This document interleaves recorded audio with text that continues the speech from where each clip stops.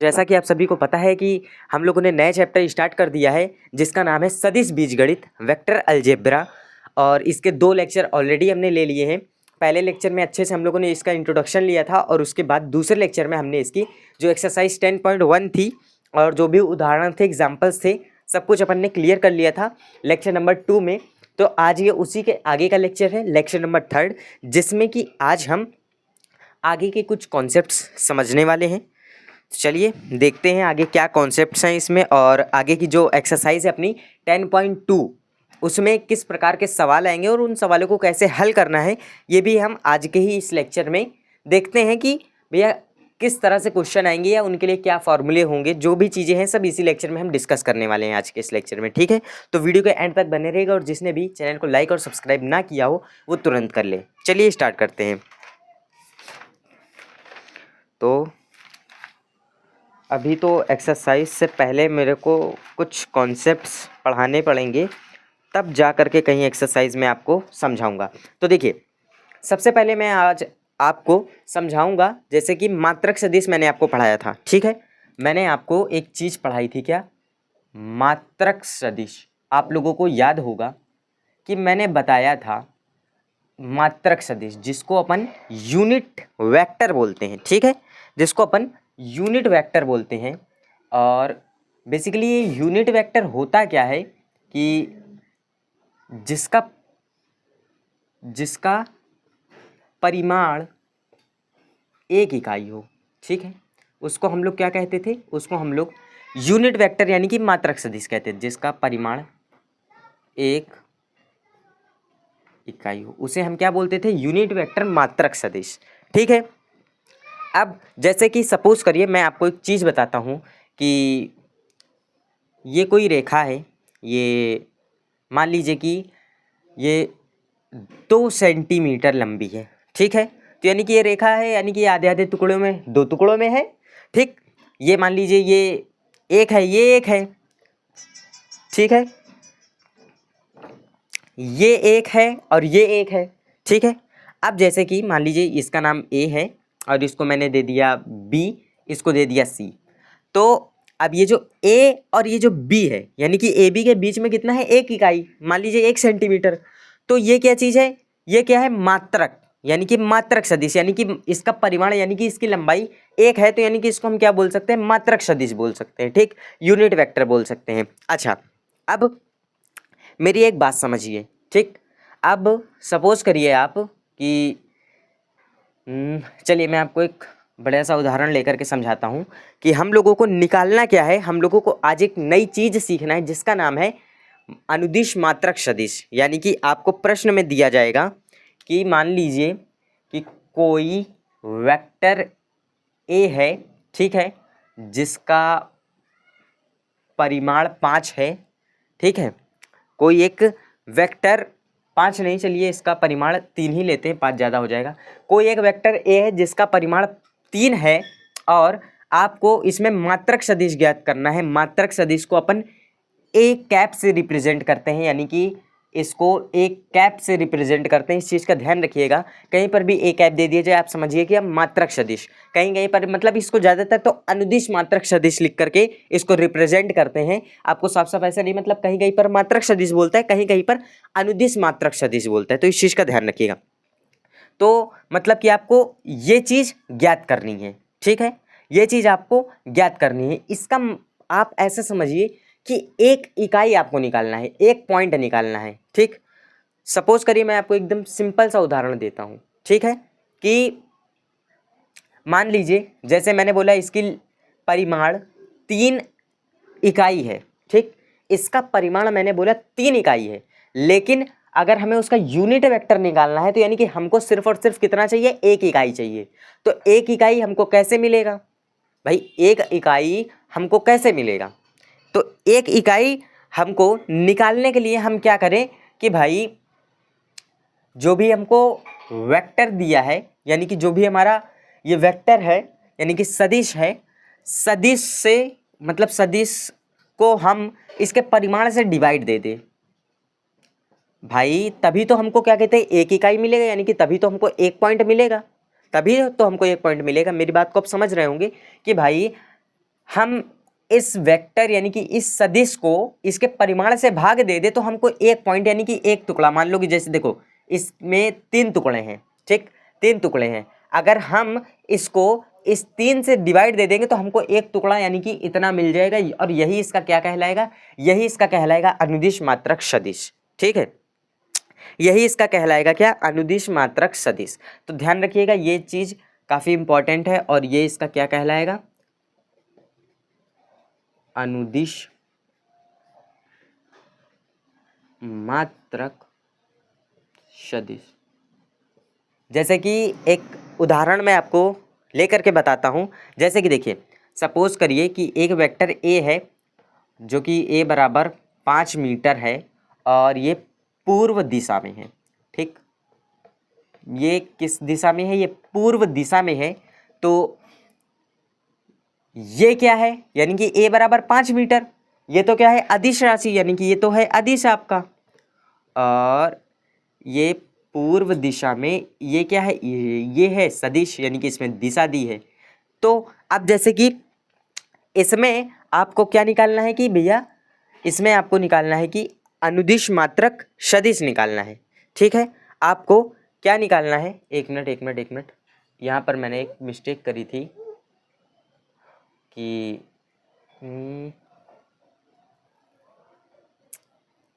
हाँ ठीक, यहाँ पर ये मॉड ए बराबर, हाँ ठीक, हाँ चलिए। अब जैसे कि देखिए,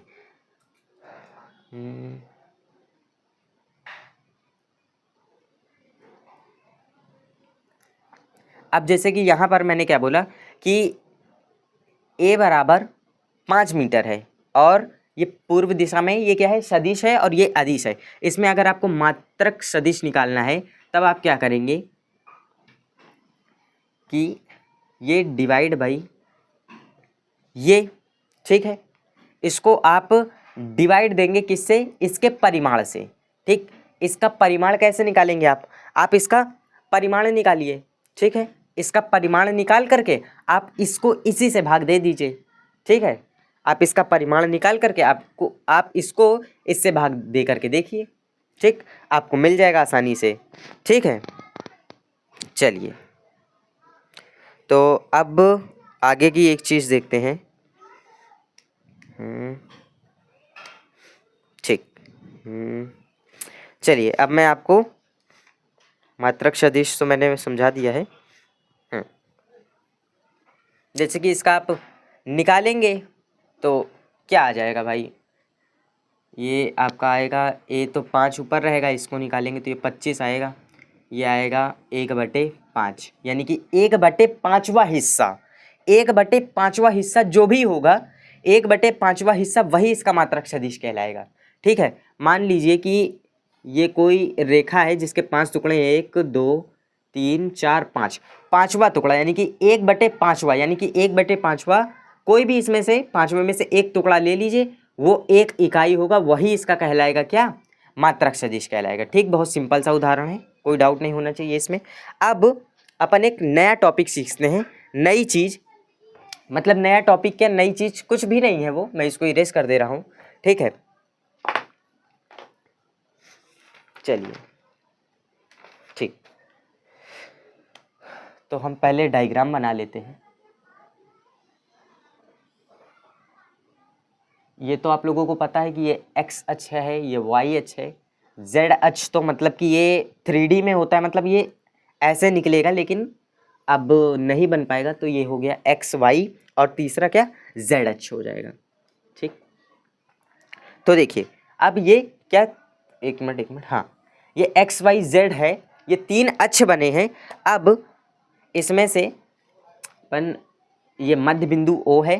ठीक, यहाँ से हम चलते हैं कितना, एक इकाई, यानी कि आई। ठीक है, एक्स वाली जो रेखा होती है एक्स अक्ष, इसमें हम जितना भी चलते हैं उसको आई में मापते हैं, यानी कि आई में नापते हैं। और जो वाई वाली अक्ष है इसमें भी हम एक इकाई चलेंगे, इसको हम जे में नापेंगे।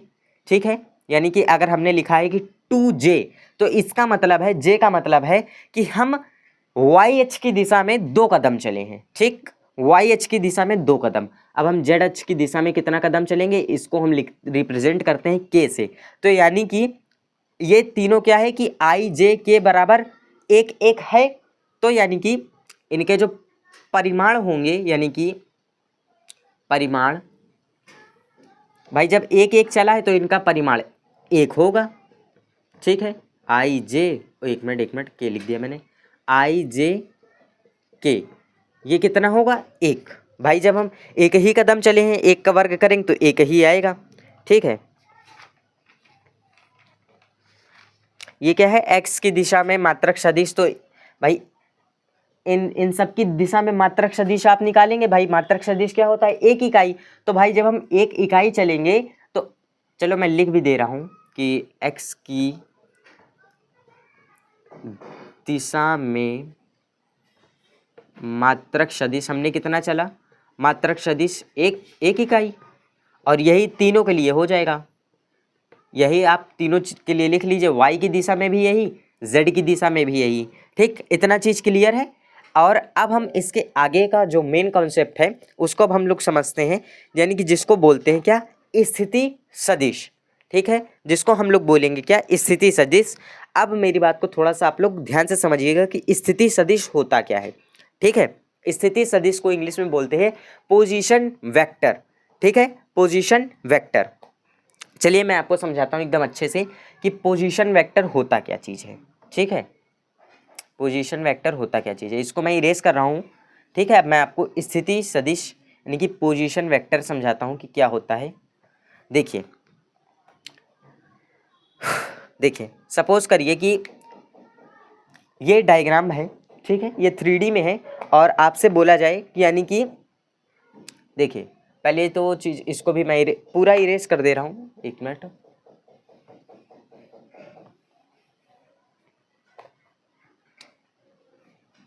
ये क्या है, स्थिति सदिश, ये है स्थिति जिसको बोलते हैं पोजीशन वेक्टर। स्थिति सदिश बेसिकली होता कुछ नहीं है, ये मान लीजिए कि कोई भी बिंदु है। ठीक है, कोई भी बिंदु है। ठीक है, और उसका स्थिति सदिश जो उसका मूल बिंदु है उससे विस्थापन होता है उसका स्थिति सदिश। ठीक है, किसी भी बिंदु का, आप ऐसे समझो कि किसी भी बिंदु का स्थिति सदिश, स्थिति सदिश उसके मूल बिंदु से विस्थापन होता है। ठीक, 1 मिनट दोस्तों, मार्कर की इंक खत्म हो गई है जरा।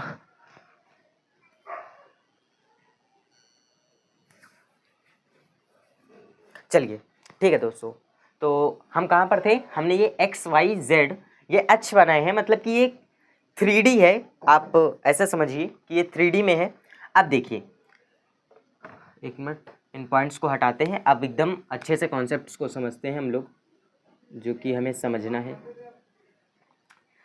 ठीक, स्थिति सदिश मैंने आपको बता दिया, किसी भी बिंदु का स्थिति सदिश उसके मूल बिंदु से विस्थापन कहलाता है उसका स्थिति सदिश। सपोज करिए कि मैंने बोला कि एक्स अक्ष में हम 4 इकाई चल रहे हैं। ठीक, सपोज करिए मैंने कहा कि हम एक्स अक्ष में कितना, एक्स अक्ष की दिशा में हम 4 इकाई चल रहे हैं, यानी कि हमने लिखा एक्स अक्ष की दिशा में 4 इकाई है, वाई अक्ष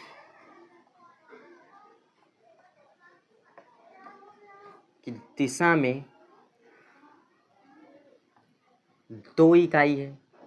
ठीक, चलिए मैं आपको समझाता हूँ कि एक्स अक्ष की दिशा में 4 इकाई है। ठीक, एक्स अक्ष की दिशा में 4 इकाई, मैंने बोला कि भाई 4 इकाई यहाँ कहीं लेते हैं। ठीक, यह है एक्स अक्ष की दिशा में 4 इकाई। ठीक, तो मैंने क्या बोला कि स्थिति सदिश उस बिंदु का ठीक, किसी भी बिंदु का स्थिति सदिश उसके मूल बिंदु से विस्थापन कहलाता है। इसका मूल बिंदु क्या है? O। ठीक, सेंटर पॉइंट, मूल बिंदु। मूल बिंदु से उस बिंदु तक का जो विस्थापन यानी कि ये जो इतनी दूरी है यही कहलाएगी, क्या कहलाएगी भाई? स्थिति सदिश। ठीक, अब हम इस चीज को रिप्रेजेंट कैसे करेंगे? तो इस चीज को रिप्रेजेंट करने के लिए मैंने अभी अभी जस्ट आपको बताया ही था कि देखो 3 डायरेक्शंस है, एक्स है, एक डायरेक्शन वाई है, एक डायरेक्शन जेड है। ठीक, मैंने क्या बताया कि अगर हम एक्स की डायरेक्शन में चल रहे हैं और हमने 4 कदम चला है एक्स की डायरेक्शन में, अगर मेरे को इसी चीज को रिप्रेजेंट करना है कि भाई मैंने एक्स की दिशा में 4 कदम चले हैं, तो मैं कैसे इस चीज को भाई किसी के सामने रिप्रेजेंट करूंगा कि नहीं मैंने एक्स की दिशा में 4 कदम चले हैं? तो उसके लिए मैंने क्या बताया था कि आई कैप लगाते हैं। ठीक, आई कैप लगाते हैं जिससे कि ये पता चलता है कि भाई, या अगर मैं यहाँ पर 4i लिखूँ तो इसके साफ साफ ये मतलब है कि भाई हमने x की दिशा में 4 कदम चले हैं। ठीक, या अगर मैं, और जैसे कि मैं वाई अक्ष की दिशा में 2 कदम मैं चल रहा हूँ, तो मैं अगर लिखूँ 2j, तो इसका मतलब है j क्या आइडेंटिफाई करता है? उसकी दिशा को रिप्रेजेंट कर रहा है। ठीक है, यानी कि j है आई जे के, ये क्या है? ये सदिश है। ठीक, ये क्या है? सदिश है। और जो बाकी 2 4 6 8 10 ये क्या है? अदिश है। ठीक है, अभी मैं आपको और डिटेल में समझाता हूँ, रुकिए। और मैंने बोला z अक्ष की दिशा में, z अक्ष की दिशा में 1 इकाई है। अभी देखिएगा इसी से बहुत सा शानदार एक परिमाण निकालने के लिए सूत्र भी यहीं से निकलेगा। जो परिमाण निकालने के लिए फॉर्मूला है वो भी यहीं से ही निकलेगा। अभी मैं आपको एकदम डिटेल में सब कुछ समझाता हूँ कि कैसे परिमाण के लिए जो फॉर्मूला निकल करके आया है ये कहाँ से निकल करके आया है। ठीक है, अब बस आप देखते जाइएगा। तो मैंने बोला ठीक है, एक्स की दिशा में 4 इकाई चल लेते हैं। एक्स की दिशा में ये 4 इकाई चला और वाई की दिशा में 2 इकाई। वाई की दिशा में मैंने बोला कि 2 इकाई यहाँ कहीं पर होगा। ठीक, वाई की दिशा में 2 इकाई मैंने यहाँ कहीं पर ले लिया। ठीक, चलिए मैं थोड़ा सा इसको और आगे लेता हूँ, इतनी दूरी पे नहीं, इसको मैं थोड़ा सा और आगे लेता हूँ। ये रहा एक्स अक्ष। ठीक है, तब थोड़ा सा ज़्यादा अच्छे समझ में आएगा। मैंने बोला 4 इकाई मैंने यहाँ लिया और 2 इकाई को मैंने, चलिए यहाँ ले लिया। हाँ ठीक है, यहीं पर। तो 4 इकाई ये है, 2 इकाई ये है, 1 इकाई मान लीजिए आपका ये होगा। मैंने बोला ही है आपसे कि ये 3D डायग्राम है। ठीक, ये यहाँ पर तो समझिए कि 2D कुछ भी नहीं बन रहा है, ये मतलब कि ये चीज़ यहाँ पर होगा। ठीक, ऐसा समझिए कि ये Z वाला अक्ष ये ऐसे है यहाँ पर। ठीक है, और जब भाई ये वाला X वाला है और ये Y वाला, यानी कि ये चीज़ यहाँ पर आपस में ऐसे मिलेगा। ठीक है, और यहाँ पर कोई पॉइंट बनेगा, यहाँ पर कोई पॉइंट बनेगा, यानी कि यहाँ पर एक, मान लीजिए मैंने बोला, सपोज करिए कि यहाँ पर मैंने बोला कि कोई एक P पॉइंट है, यहाँ पर कोई P पॉइंट है। ठीक है, यहाँ पर कोई P पॉइंट है। ठीक है, इसके निर्देशांक क्या है? यानी कि इसके निर्देशांक क्या है? इसके निर्देशांक है 4 2 1 भाई x y z। ठीक है, x से हम 4 चले हैं, y से 2 चले हैं, z से 1 चले हैं, x y z। ठीक, इस P बिंदु के निर्देशांक है। ठीक है, इस P बिंदु के निर्देशांक है। अब मैंने क्या चीज़ बताया कि अगर मुझे इस बिंदु P का स्थिति सदिश ज्ञात करना है, पोजीशन वेक्टर ज्ञात करना है, यानी कि स्थिति सदिश ज्ञात करना है, तो क्या होगा? स्थिति सदिश के लिए मैंने साफ साफ ये डिफिनेशन भी लिखवा रखी है कि किसी भी बिंदु का स्थिति सदिश उसके मूल बिंदु से विस्थापन कहलाता है। मूल बिंदु क्या है? O, यानी कि यहाँ से इस बिंदु P की जो एकदम शॉर्टेस्ट डिस्टेंस होगी, शॉर्टेस्ट डिस्टेंस, यानी कि एकदम समझिए कि एकदम आप इस बिंदु और इस बिंदु पे एकदम सीधी रेखा खींचिए और जो भी दूरी होगी, जो भी विस्थापन होगा, वही हमारा क्या कहलाएगा? मात्रक सदिश। ठीक, अब देखें मेरी बात को समझिएगा कि मैं क्या करता हूँ कि यहाँ से एक और रेखा खींच दी मैंने। ठीक है, इसको जोड़ दिया और इसको अपन ने नाम दिया है, ठीक, ओ पी वेक्टर। इसको अपन ने नाम दिया है कि ओपी वेक्टर, इसको नाम दिया है ओपी वेक्टर। ठीक है, ये है 4 आपका और ये है 2 आपका। ठीक, एक तो मैं अब यहाँ पर दिखा नहीं सकता, एक जो आपका रहेगा वो समझिए कि एक मैं आपको बता रहा हूँ कैसा बनेगा। समझिए कि ये ढक्कन, ये इतना यहाँ पर, यानी कि समझिए कि ये इतना मोटा 3D एक डायग्राम बना है, वो है एक यहाँ पर है, तो मैं उसको तो रिप्रेजेंट नहीं कर सकता। अब देखिए कि ये जो दूरी है ये अब हम कैसे निकालेंगे, ये विस्थापन कैसे निकालेंगे, यानी कि ये दूरी कैसे निकालेंगे। तो इसको निकालने के लिए हम क्या करेंगे, ठीक, इसको निकालने के लिए हम क्या करेंगे, यानी कि सबसे पहले तो हम ओपी वेक्टर लिखते हैं, यानी कि ओपी सदिश लिखते हैं, ठीक। ओपी सदिश क्या निकलेगा यहाँ से, ओपी वेक्टर।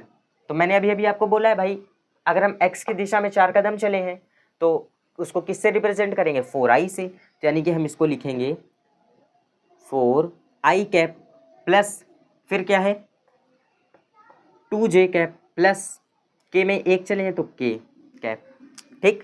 ये क्या चीज़ है, ये समझिए आया कहीं से नहीं, ये इसी से रिलेटेड है, यानी कि ये इन तीनों से ही रिलेटेड है भाई, ये चीज़ इन तीनों से ही रिलेटेड है, ठीक। ये क्या है, ये स्थिति सदिश है इसका, ये क्या है, ये स्थिति सदिश है, ठीक है। इस पी वेक्टर का स्थिति सदिश है, ये पी वेक्टर का स्थिति सदिश है, यानी कि पोजीशन वेक्टर है। यानी कि अगर कोई बिंदु पी है तो हमें कैसे पता चलेगा कि वो बिंदु कहाँ पर है, तो हम एक्स से 4 कदम चलेंगे, एक्स से 4 कदम, वाई से 2 कदम और जेड से 1 कदम, तो हम क्या उस पोजीशन पर पहुंच जाएंगे जहां पर पी है।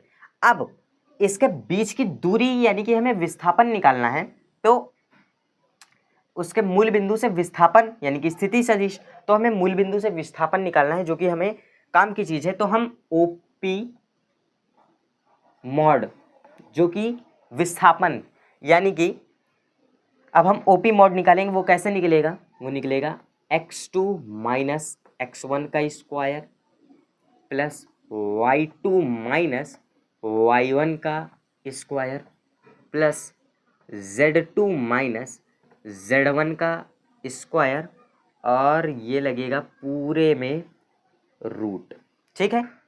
और ये लगेगा पूरे में रूट, बस वैल्यू रखो। देखो x2 माइनस x1, ठीक, x2 माइनस x1। देखो x1 मतलब जहां से उसका मूल बिंदु यानी कि जहां से उसने स्टार्ट किया, भाई x1 का मतलब 0 से स्टार्ट किया 4 तक गया है, तो x1 0 और x2 क्या 4 हो गया, तो x2 4 हो गया, x1 0 हो गया, 4 माइनस 0 का स्क्वायर। ऐसे y2 का मतलब भाई हमने 0 से लेकर के 2 तक चले हैं, तो यानी कि ये हो गया 2 माइनस 0 का स्क्वायर, और ये हो गया 1 माइनस 0 का स्क्वायर, रूट तो भाई चलेगा ही चलेगा अभी।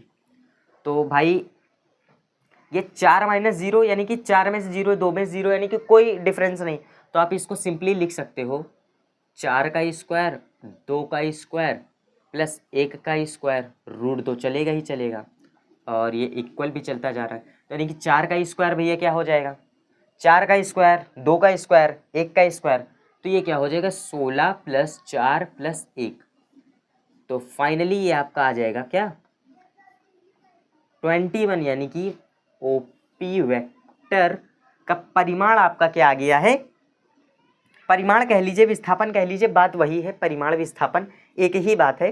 तो ये क्या आ गया है रूट के अंदर 21, ठीक है, ये क्या आ गया है रूट के अंदर 21। तो अब देखिए जैसे कि परिमाण के लिए सूत्र कहाँ से आया, तो ये चीज़ भाई सपोज करिए कि हम x की दिशा में चले हैं एक्स आई कैप, मान लीजिए कि एक कोई नया एक वेक्टर लेते हैं कि r वेक्टर, हम x की दिशा में चले हैं x i cap plus y की दिशा में चले हैं वाई जे कैप प्लस k की दिशा में चले हैं जेड के कैप, ठीक। तो इसका हम परिमाण कैसे निकालेंगे, यानी कि x का स्क्वायर प्लस y का स्क्वायर प्लस z का स्क्वायर, रूट लगा देंगे, तो जो भी आएगा वो हमारा क्या कहलाएगा, इसका परिमाण कहलाएगा, ठीक। इतनी सिंपल सी बात है, ये चीज़ इसका परिमाण कहलाएगी। नहीं तो आप इसकी जगह पर x2 y2 z2 भाई एज्यूम कर लीजिए, जैसे कि यहाँ पर था, क्योंकि x1 y1 z1 का मान तो 0 ही है, तो आप चाहे तो x2 y2 z2 आप भाई सपोज कर सकते हैं यहाँ पर, ठीक है। अब मैं आपको एक उदाहरण लेकर के दिखाता हूँ कि उसका हम स्थिति सदिश कह लीजिए या उसका परिमाण कह लीजिए, परिमाण कैसे निकालते हैं, ठीक। स्थिति सदिश तो मैंने आपको बताई थी, स्थिति सदिश कुछ नहीं IJK लगाना है, वही उसका स्थिति सदिश कहलाता है। बाकी जो और चीज़ें मैंने आपको बताई हैं वो सिर्फ और सिर्फ परिमाण के लिए बताई हैं, ठीक है। बाकी स्थिति सदिश में कोई वो नहीं है, IJK ही लगाना आपका स्थिति सदिश है, ठीक। अच्छा अब चलिए मैं आपको एक चीज़ बताता हूँ, ठीक है। यानी कि अब हम समझेंगे एक उदाहरण लेकर के। पहले तो परिमाण निकालना मैं आपको बता दूँ, फिर एक चीज़ और हम लोग सीखेंगे इसी लेक्चर में, ठीक है। इसको स्क्रीनशॉट कर लीजिए। चलिए तो मैं इसको इरेज कर दे रहा हूँ, एक उदाहरण बताता हूँ जल्दी से, और फिर हम फिर इसके बाद सीखेंगे समान सदिश, ठीक है। ये सब हम फर्स्ट लेक्चर जो था हम लोगों का, उसी से सारी चीज़ें रिलेटेड हैं, कोई न्यू नहीं है, ये सब उसी लेक्चर से रिलेटेड है, ठीक। कोई नई नहीं आई है। जैसे कि मैं एक उदाहरण लेता हूँ बुक का ही, यानी कि कोई एक वेक्टर ए है जिसका स्थिति सदिश, ठीक, यही भैया इसका पोजीशन वेक्टर है, ठीक। यही पोजीशन वेक्टर कहलाता है स्थिति सदिश। अगर जैसे कि आपको इसका डायग्राम बनाना हो तो पता है आप कैसे बनाएंगे, एक्स वाई जेड, ठीक। ये क्या चीज़ रिप्रेजेंट करता है, मैंने जैसे कि बताया था कि 2i, आई की दिशा में 2 कदम चले, आई की दिशा में मैंने बोला 2 कदम चले, जेड की दिशा जे की दिशा में 1 कदम चले हैं, ठीक। जे की दिशा में 1 कदम चले हैं, और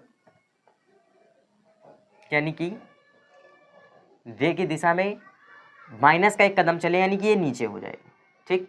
फिर क्या बोल रहा है, के की दिशा में 3 कदम चले हैं, तो यानी कि इसकी मोटाई 3 हो जाएगी। बाकी ये जो दूरी है, ठीक, यानी कि ये वाला जो पॉइंट रहेगा, ये पॉइंट ये चीज़ है आपका, ठीक। इतना क्लियर है। चलिए अब मैं आपको इसका परिमाण निकालना बताता हूँ, ठीक। इसका परिमाण यानी कि इसका मॉड क्या होगा भाई, यानी कि एक्स वाई जेड मतलब कि यानी कि भाई 2 का स्क्वायर, हाँ सॉरी 2 का स्क्वायर प्लस माइनस 1 का स्क्वायर प्लस 3 का स्क्वायर, रूट लगा देना है। अभी अभी हम लोगों ने फॉर्मूला ही इसका पढ़ा है, तो ये क्या हो जाएगा भाई, ये तो 4 हो जाएगा, प्लस 1 हो जाएगा, ये 9 हो जाएगा। सिंपली इसका क्या आ जाएगा, 9 1 10 4 14 आ जाएगा इसका, यानी कि इसका परिमाण क्या आएगा, 14 आएगा रूट के अंदर, ठीक। इतना क्लियर है। चलिए इसका जो परिमाण होगा ये क्या है, इसका यही है इसका परिमाण, ठीक है। अब हम लोग एक नई चीज़ पढ़ेंगे। नई चीज़ क्या कह सकते हैं, हालांकि इसको अभी हम लोगों ने इससे फर्स्ट वाले लेक्चर में इसका इंट्रोडक्शन लिया था, तो काफ़ी थोड़ा सा ही पढ़ा था हम लोगों ने, क्या, समान सदिश इक्वल वेक्टर। लेकिन आगे चल के इस पर हमें क्वेश्चंस भी मिलेंगे, तो इस पर भी हमें क्वेश्चंस भी मिलेंगे। तो क्वेश्चंस किस तरह से मिलेंगे और कैसे हम लोगों को इस समान सदिश इक्वल वेक्टर का यूज़ करना है, यानी कि ये है क्या चीज़, चलिए इसको देखते हैं, एक नज़र इस पर भी डाल लेते हैं। तो मैं इसको इरेज कर दे रहा हूँ। चलिए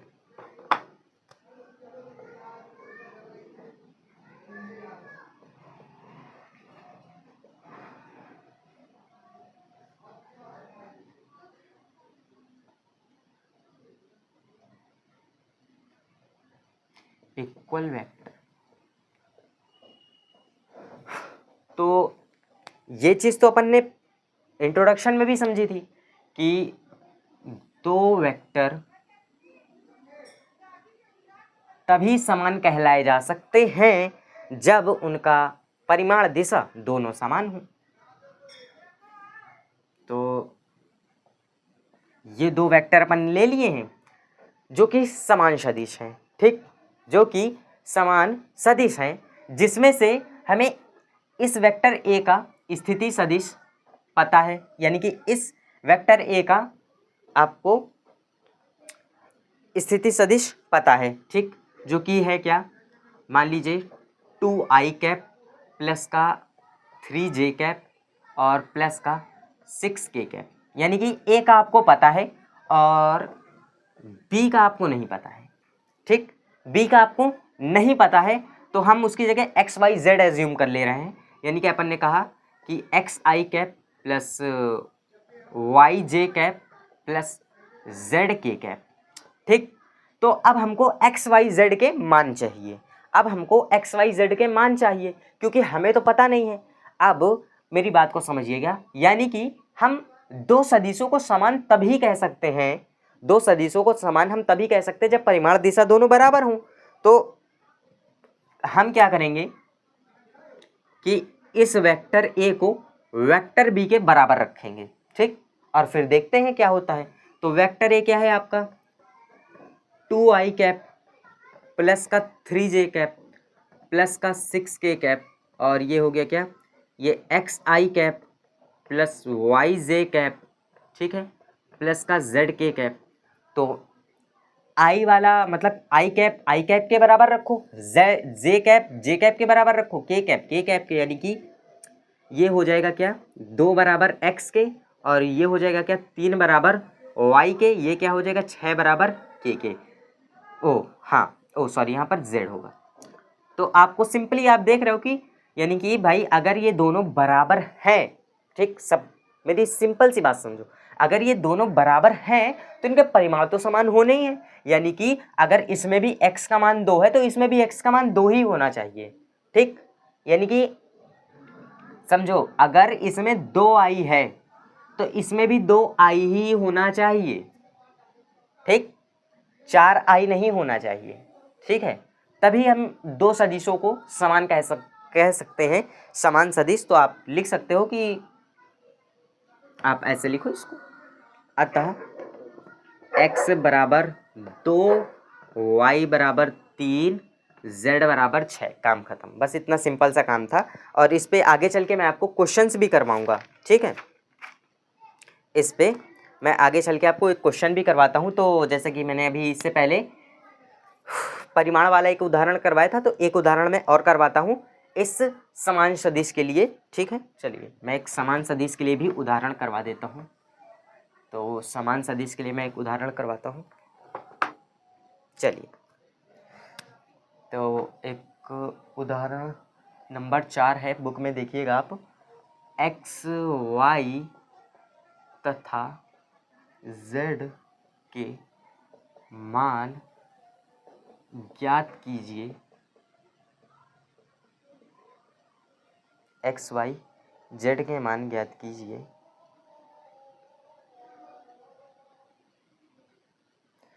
ठीक, x y z के मान ज्ञात कीजिए ताकि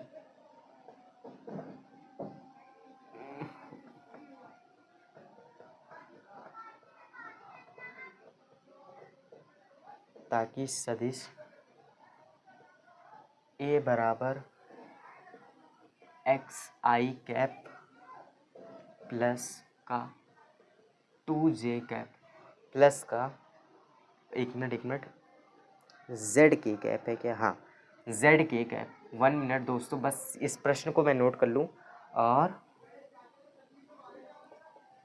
क्या है, वेक्टर बी बराबर 2i कैप प्लस का वाई जे कैप प्लस का के कैप समान है, ठीक। बहुत सिंपल सा क्वेश्चन है।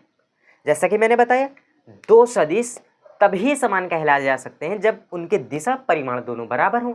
यानी कि अगर आप ऐसे समझो, एक बार मैं फिर से समझा रहा हूं, अगर कोई वेक्टर ए है, अगर वो 2 कदम x की दिशा में चलता है, यानी कि 2i 2 कदम x की दिशा में चल रहा है, ठीक। और कोई एक वेक्टर b है, ठीक। अगर हमको इन दोनों को बराबर कहना है, इन दोनों को अगर हम बराबर दिखाना चाहते हैं, इन दोनों को समान दिखाना चाहते हैं, तो हम इस बी वेक्टर को, इसको भी हम x की दिशा में 2 कदम ही चलने को कहेंगे।